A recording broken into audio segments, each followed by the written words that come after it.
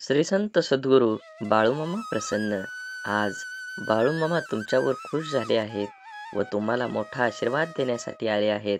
आज तुम्हाला मामा आनंदाची बातमी देणार आहेत. लवकरच तुमच्या जवळ एक चांगली गोष्ट येणार आहे आणि त्यामुळे तुम्ही खूप आनंदित होऊन जाल. आणि तुम्हाला याचा अनुभव घ्यायचा असेल तर फक्त मामांवर पूर्ण मनापासून विश्वास ठेवा आणि हा संदेश मोजून 15 मिनिटं मन लावून ऐका. तुमचं मन शांत होऊन जाईल आणि तुमच्या मुलांना दीर्घायुष्य लाभेल. माणूस आयुष्यात यशस्वी होण्यासाठी नेहमीच धडपडत असतो. सर्व प्रयत्न करूनही बऱ्याच वेळा पदरी उपेक्षाच येतात. हे आपलं अपयश की भाग्य हे घोडं सुटायला अवघड जातं. अपयश असेल तर दैव, भाग्य, नशीब असणं म्हणणं कितपत बरोबर ठरेल. एकदा आपल्यातली कमतरता आहे मान्य केलं की आपण खचून जातो आणि कुढत आयुष्य जगावं लागतं. पण काही प्रश्नांचं उत्तरच मिळत नसेल तर हतबल होण्याशिवाय आणि असेच बाळूमामांचे संदेश आपल्यापर्यंत पोहोचण्यासाठी पहिल्यांदा व्हिडिओला लाईक करा. चॅनलवर नवीन असाल तर चॅनलला लाल कलरच्या बटनला सबस्क्राईब करून शेजारील बेल आयकॉन नक्की प्रेस करा, जेणेकरून येणारे बाळूमामांचे संदेश आपल्याला सर्वात अगोदर भेटतील. आणि कमेंटमध्ये बाळूमामा प्रसन्न लिहायला विसरू नका. बाळूमामा म्हणतात, संघर्ष नेहमी दुसऱ्या माणसांबरोबरच असतो असं काही नाही. नको असणारा निर्णय घेण्याची पाळी स्वतःवर आली की स्वतःशीच संघर्ष सुरू होतो. पाठीवरच्या ओझ्यापेक्षा मनावरचं ओझं नेहमी जड असतं. ते हलकं करायचं म्हटलं तर झेलणारा तितकंच आपलासा असावा लागतो. माणसं जोडताना एक लक्षात असू द्या, प्रत्येक झाडाने फळ दिलंच पाहिजे असं होत नाही. तर काही झाडं सावलीसाठीही राखून ठेवावी लागतात. तुमची झालेली चूक तुमचा खरा शिक्षक असतो. म्हणून कोणतीही गोष्ट फुकट मिळाली की माणसाला त्याची किंमत वाटत नाही आणि तो त्याला पूर्ण किंमत देतही नाही. भरल्या बाजारातून मी खूप वेळा रिकाम्या हातानेच परत येतो. पूर्वी पैसा नव्हता आणि आता पैसा असूनही कोणत्याही गोष्टीची इच्छा होत नाही. आपल्या अडचणींवर मात करण्याचं सामर्थ्य फक्त आपल्यावरच असतं. इतरांकडे केवळ सल्ले असतात. कोणी सांगितलं असेल तेवढंच काम करावं, नसेल जमत तर विषय सोडून द्यावा. उगाच वेळ आणि मेहनत वाया घालवू नये. खेळ कोणताही असो, तो जिंकण्यासाठी खेळता आला पाहिजे. जीवनात लोक काय म्हणतील याची पर्वा करायची नाही, म्हणजे माणसाला सुख लागतं. सुरुवात करणं सोपं आहे, पण चिकाटी ही एक कला आहे. हृदयातल्या मंदिरात अंधार असेल तर घरातल्या देवघरात दिवा लावून उपयोग नसतो. रेशमाचा धागा निर्माण करणाऱ्या किड्याला रेशमाचा बाजारभाव कुठे माहीत असतो. नको नको वाटणारे विचार मनातून हुसकता न येणं ही काहीही नरकच आहे. म्हणून चांगला विचार करा, चांगलं बघा, चांगलं ऐका आणि असेच बाळूमामांचे संदेश आपल्यापर्यंत पोहोचण्यासाठी पहिल्यांदा व्हिडिओला लाईक करा. चॅनलवर नवीन असाल तर चॅनलला सबस्क्राईब करा आणि कमेंटमध्ये बाळूमामा प्रसन्न लिहायला विसरू नका. भक्ती म्हणजे नेमकं काय? दिवसातून 2 वेळा पूजा, आठवड्यातून एकदा मंदिरात जाऊन देवाचं दर्शन आणि अमुक एक वारी, उपवास झाली भक्ती. मग इतर बाकी वेळ दुसऱ्यांचा उपहास. पाठीमागे त्यांच्याबद्दल अपशब्द, अहंकार, गर्व आणि अट्टहास ही भक्ती नाही, ही आहे सक्ती. सगळे करतात म्हणून आपण पण करायची सक्ती. भक्तीत शक्ती असावी, सक्ती नसावी. कुंभाराला मग्न होऊन मडक्याला आकार द्यायचं पाहावं. जोपर्यंत मडक्याला हवा तसा आकार मिळत नाही, तोपर्यंत कुंभाराचे हात त्याला आकार देत असतात. ती खरी भक्ती. आईला आपल्या लेकराला गोंजरताना पाहावं, ती खरी भक्ती. एखाद्या संताला बेधुंद होऊन अभंग गाताना पाहावं, ती खरी भक्ती. चिमणीला आपल्या पिल्लांना भरवताना पाहावं, ती खरी भक्ती. मनापासून केलेली गोष्ट प्रत्येक म्हणजे गोष्ट भक्ती होय. अहो, ज्याने संपूर्ण सृष्टी निर्माण केली त्याला जाऊन माणसं हे काम झालं तर तुला अभिषेक करेन किंवा आणखी एक देणगी देऊन लालूच दाखवतो, त्याला भक्ती नाही म्हणत. भक्ती हा निरपेक्ष, नितळ, निर्मल आणि प्रामाणिक भाव आहे. भक्तीच्या सीमा त्या पलीकडल्या आहेत, किंबहुना भक्तीला सीमाच नाही. भक्तीच्या सीमा ठरवायला जातो ना, तिथेच आपण फसतो. म्हणून तर बाबूजी एका भगवद्गीतेत म्हणतात, देव अंतरात नांदे, देव दाही दिशांनी गांदे, देव आभाळी सागरी, देव आहे चराचरी, देव शोधून या पाहावी, देव सहानुभूती या ठाई. म्हणून एक शेतकरी होता. तो आपल्या शेतात मशागत करायचा. त्या शेताच्या मधोमध दगडाचा एक भाग जमिनीचा वर पसरला होता. त्यामुळे तो अनेक वेळा त्याला अडथळ्यानंतर पडला होता. त्याला काढण्यासाठी शेतीची बरीच अवजारं तुटली हे कळत नव्हतं. रोजच्या प्रमाणे आजही तो पहाटे शेतीला गेला, पण वर्षानुवर्ष जे घडत होतं तेच घडलं. पुन्हा एकदा शेतकऱ्याचा नांगर दगडावर आदळून तुटला.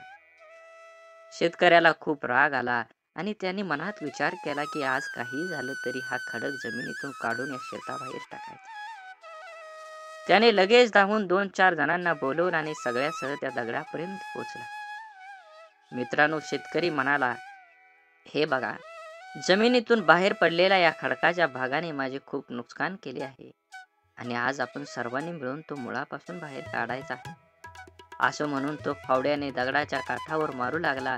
पण काय, त्याने 1-2च मारले आणि संपूर्ण दगडातून बाहेर जमिनीतून बाहेर पडला. एकत्र उभा असलेले लोक आश्चर्यचकित झाले आणि त्यांच्यापैकी एकाने हसून विचारलं, का भाऊ, तुमच्या शेतात मधोमध एक मोठा खडक गाडला आहे असं म्हणायचे, पण तो छोटा दगड निघाला. शेतकऱ्यालाही आश्चर्य वाटले की वर्षानुवर्ष जो त्याला मोठा खडक समजत होता, प्रत्यक्षात तो एक छोटासा दगड होता.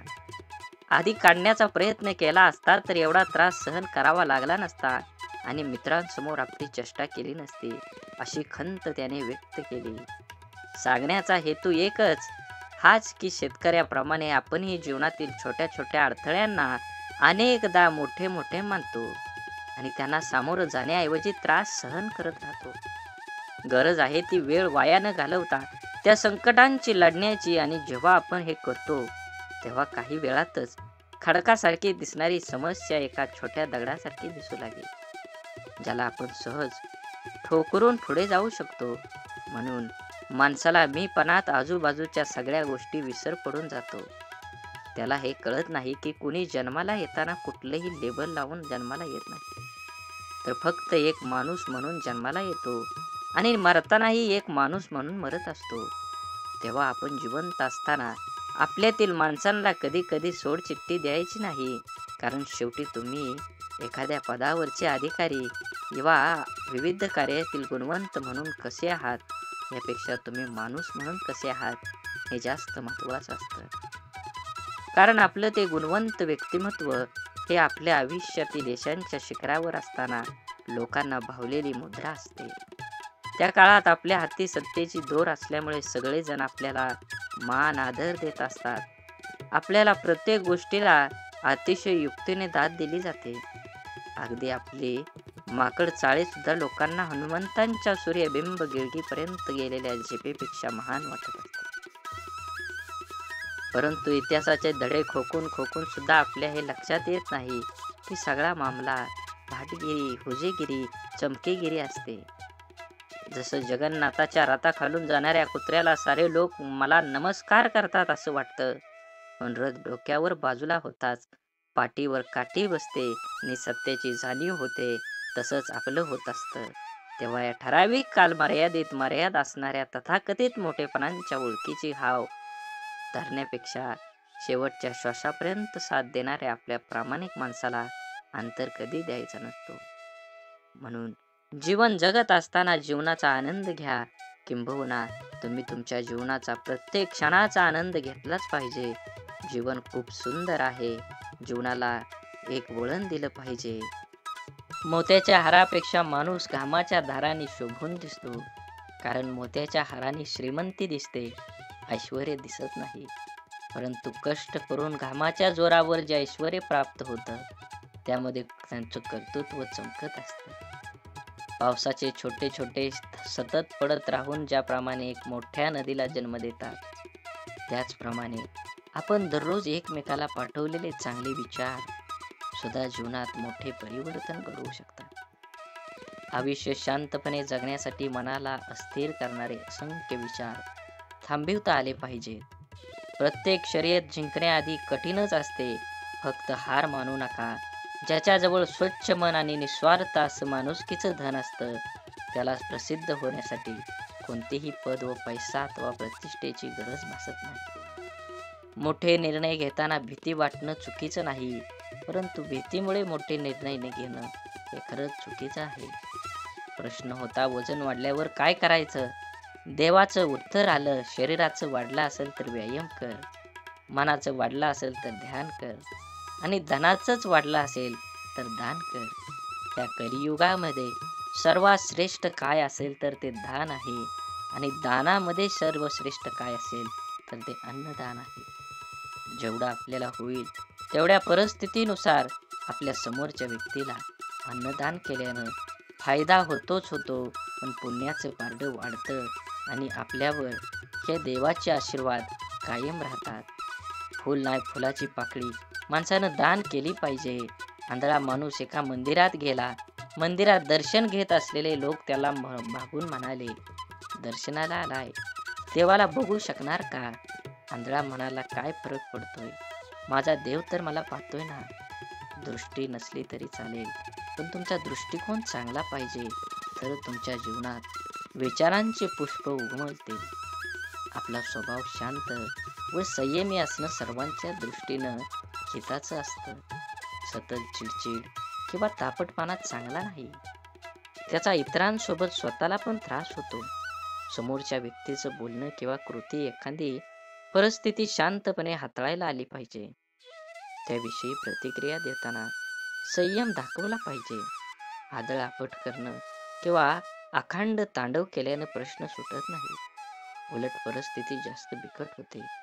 पण काही प्रसंग असे असतात की तिथे संयम ठेवणं किंवा शांत राहणं अयोग्य ठरतं.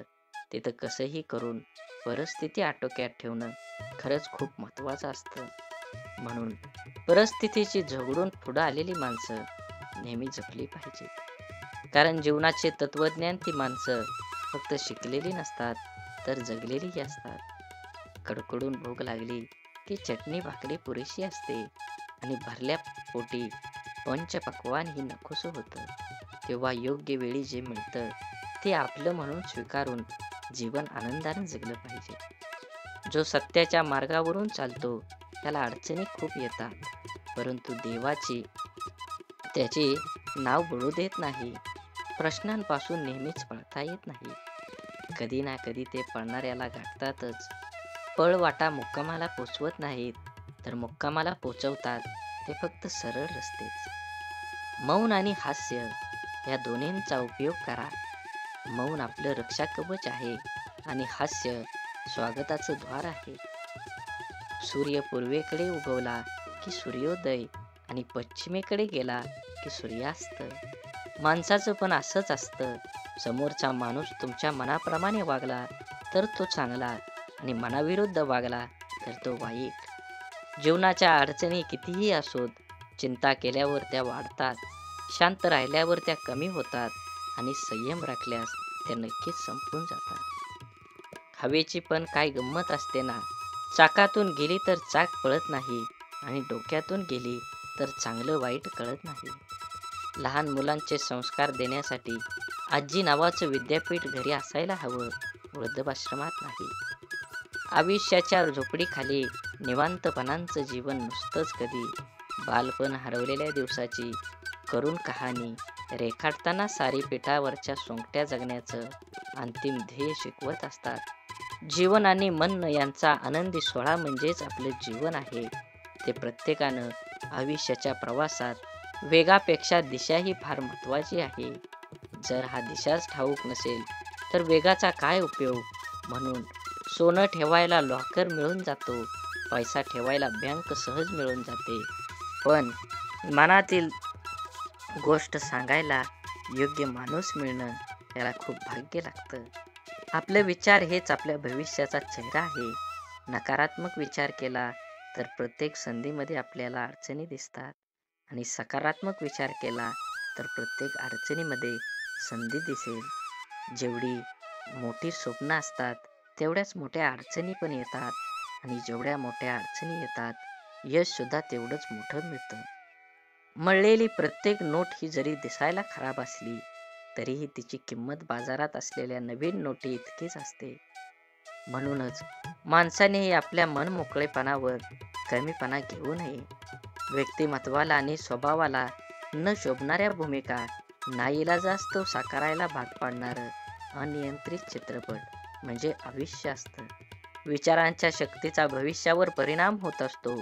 किती होतो, कसा होतो, हे ज्याच्या त्याच्या विचारावर अवलंबून असतं. आयुष्यात बालपणीचाच काळ फक्त सुखाचा असतो. प्रेमाच्या निस्वार्थी नात्याला फुलवायला वयाची मर्यादा कधीही आड येत नाही. कोणाच्याही आयुष्यातून संघर्ष जीणं कधीच संपत नाही. हे काही काळापुरतं थांबलं असेल, पण संपलेलं नाही. आनंद हा पाहिलेल्या गोष्टींपेक्षा स्वतः तयार केलेल्या प्रसंगाने द्विगुणित होतो. श्री बाळूमामा प्रसन्न. झाडे लावा, झाडे जगवा, माती वाचवा, पाणी वाचवा, सेव्ह अर्थ.